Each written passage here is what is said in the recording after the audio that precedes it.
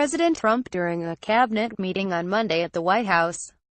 Tom Brenner, The New York Times, Washington. President Trump convened his cabinet on Monday in the hopes of kickstarting his stalled domestic policy agenda and complained that Democrats in Congress are obstructing his efforts on tax reform, health care and the confirmation of judicial nominees. The Democrats have terrible policy, Mr. Trump told reporters, flanked by Secretary of State Rex W. Tillerson and James Mattis, the Secretary of Defense. They are very good at, really, obstruction. He also lashed out, without naming them, at some Republicans in the Senate, members he accused of refusing to go along with their party. He appeared to be talking about failed votes to repeal the Affordable Care Act. There are some Republicans, frankly, that should be ashamed of themselves, Mr. Trump said, adding that most of the senators are really, really great people, but saying that you had a few people who really disappointed us.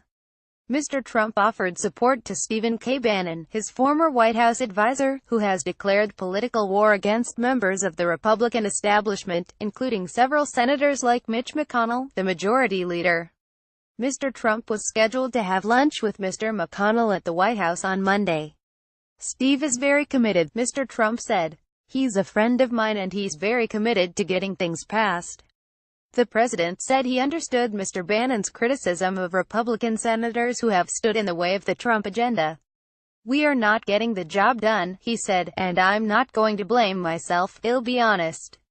They are not getting the job done. I can understand where Steve Bannon is coming from." The president bragged that he is receiving tremendous accolades for his effort to cut taxes, and he expressed sadness at the loss of life in a Las Vegas shooting and in forest fires raging in California. "It's a very sad thing to watch," Mr. Trump said of the fires.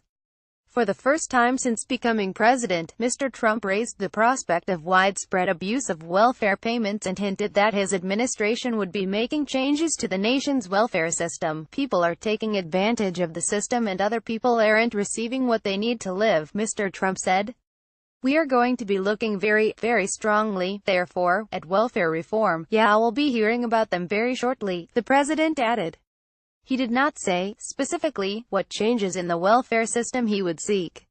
Mr. Trump predicted that Democrats and Republicans would soon work together on a temporary fix for health care issues, and took credit for any cooperation because he ended taxpayer subsidies to insurance companies that lower co-payments.